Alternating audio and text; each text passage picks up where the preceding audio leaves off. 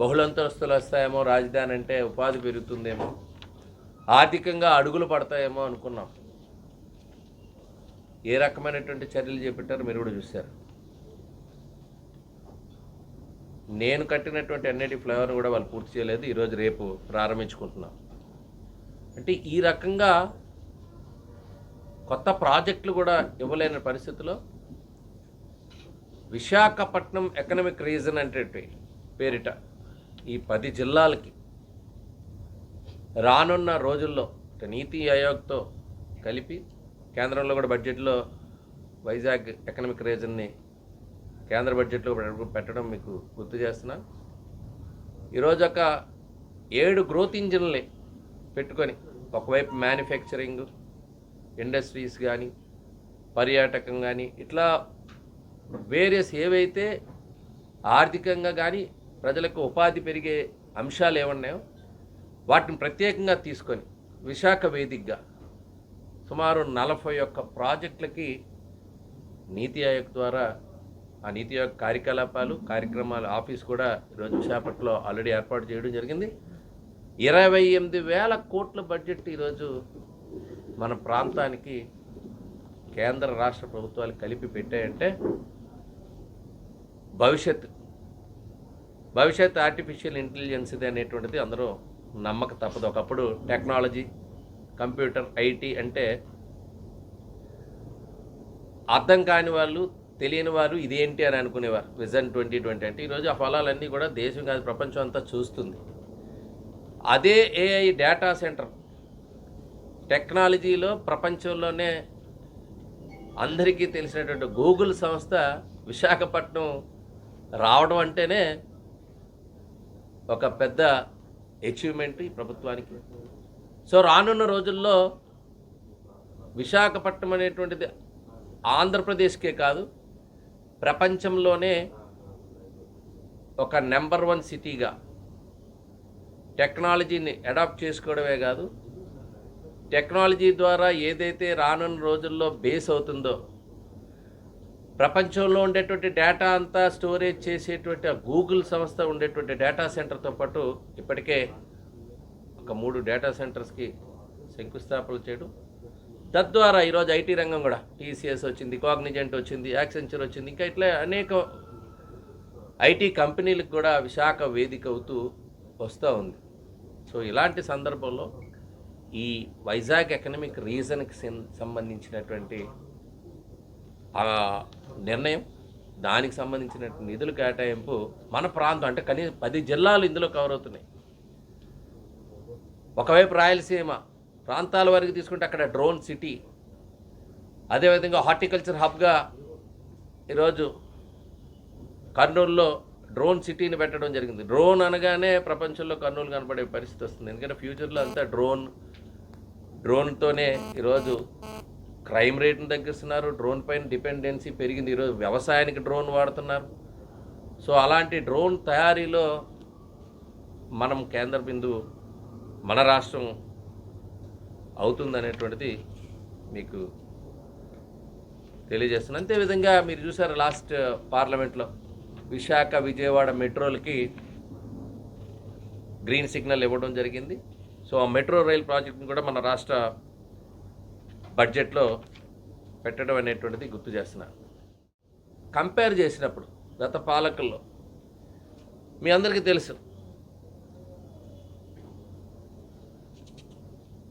9.74 లక్షల కోట్ల అప్పుల్లో గత ప్రభుత్వం ఉంటే ఈరోజు ఆ అప్పులు తీర్చడానికి మళ్ళీ అప్పులు తేవాల్సి వస్తుంది. ఏమన్నారు? మీరు అప్పు చేశారండి, మీరు చేసిన అప్పులు అనాలోచిత అప్పులు, ఆ అప్పులు తీర్చడానికి మళ్ళీ అప్పులు తెచ్చి ఈరోజు మనం చేసేది ఆ రోజు వడ్డీ రేటు 12.3% వడ్డీ రేటు తీసుకొస్తే దాన్ని నెగోషియేట్ చేసి బ్యాంక్స్ ద్వారా 9%కి తగ్గించడం జరిగింది. తద్వారా 380 కోట్లు ఆదా చేయడం జరిగింది. ఇక్కడ ఎందుకు మీకు చెప్తున్నానంటే ప్రభుత్వం అంటే పాలనా వ్యవహారాల్లో ఆదాయాన్ని పెంచాలి, మన ఖర్చులు తగ్గించాలి, ప్రజలపైన భారం పడకుండా సంక్షేమం అభివృద్ధి రెండూ చేయాలి. ఆ రెండూ జరగాలంటే మనకి సంపద సృష్టించబడాలి.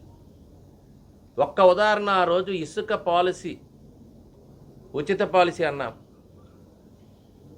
గత పాలకులు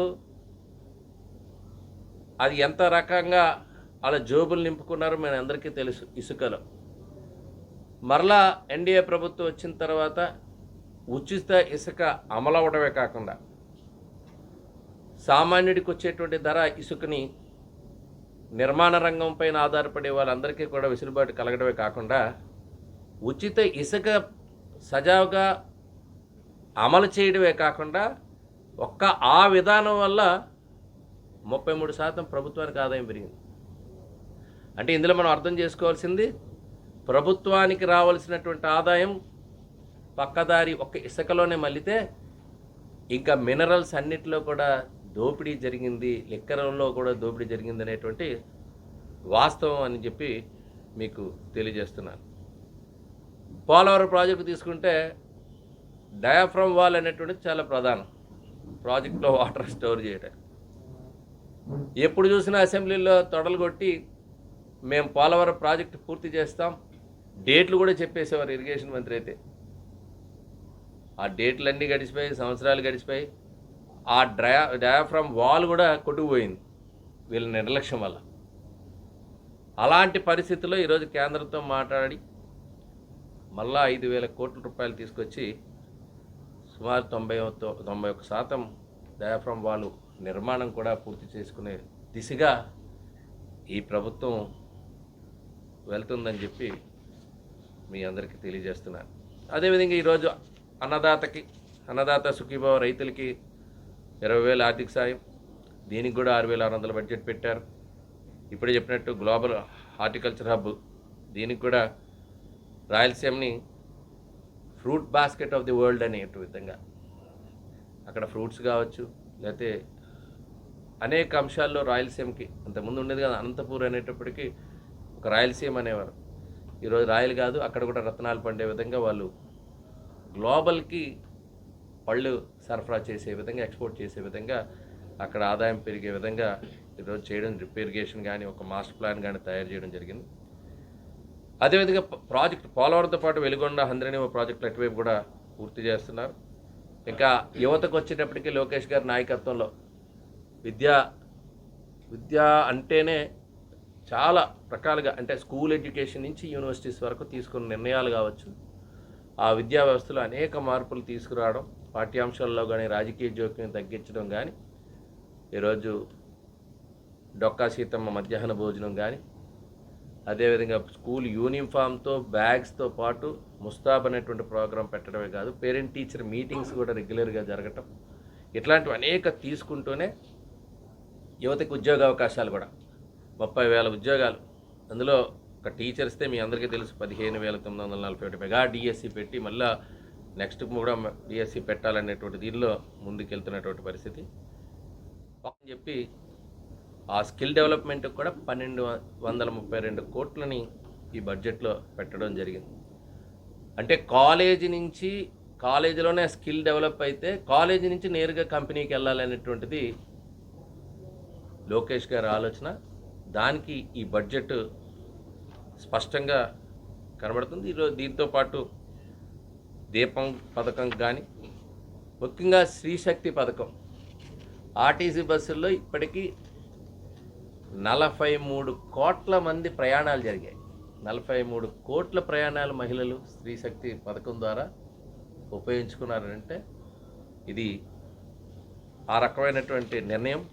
దానికి కూడా మనం బడ్జెట్లో కేటాయింపు జరగటం, 1 ఫ్యామిలీ 1 ఎంటర్ప్రీనర్ అని మహిళల్లో కూడా ఆ వ్యాపారవేత్తలు తయారు చేయాలనేటువంటి ఆలోచన దిశగా ఈరోజు మీకు సంక్షేమం మీ అందరికీ తెలుసు, పెన్షన్ కానీ, అదేవిధంగా బీసీ, ఎస్సీ, ఎస్టీ మైనారిటీలకి ఆ సంక్షేమానికి కూడా 91,527 కోట్లు ఈరోజు ఓన్లీ వెల్ఫేర్కి నిధులు కేటాయించడం జరిగింది. ఒక వెల్త్ క్రియేషన్కి ఒక ఏపీ వెల్త్ ఫండ్ అనేటువంటిది ఒకటి క్రియేట్ చేయడం జరుగుతుంది. ఇది నార్వేలోని, అబుదాబిలోని, బయట దేశాల్లో ఉంది. ఆ రకంగా వెల్త్ ఫండ్ని క్రియేట్ చేయడం జరుగుతుంది. తల్లికి వందనం ప్రోగ్రాం కూడా మనం గతంలో 67,27,000 మంది తల్లులకి మనం వాళ్ళ ఖాతాల్లో డబ్బులు వేయడం జరిగింది. అలాంటి ప్రోగ్రాంలు కూడా మనం ఈ బడ్జెట్కి కేటాయింపు జరగడం అనేటువంటిది కూడా మీకు. సో విద్యుత్ రంగం కూడా గతంలో ట్రూ అప్ ఛార్జెస్ అని వసూలు చేస్తే ఇప్పుడు మనం ట్రూ డౌన్ ఛార్జెస్ పెట్టాం. ఎప్పుడో చేసుకున్నటువంటి ఒప్పందాల్లో ఉండేటువంటి లోపాల వలన, విద్యుత్ కొనుగోలు ఒప్పందాల్లో లోపాల వల్ల వాటికి బకాయిలు పడితే ఆ బకాయిలు తీర్చడానికి ప్రతి ఒక్కరికి విద్యుత్ బిల్లుల్లో ఎక్కువ వచ్చాయి. యూనిట్ ఛార్జ్ ఎంత ఉంది, ట్రూ అప్ ఛార్జ్, ఈ ట్రూ అప్ ఛార్జ్ ఏంటో అర్థమయ్యేది కాదు అందరికీ.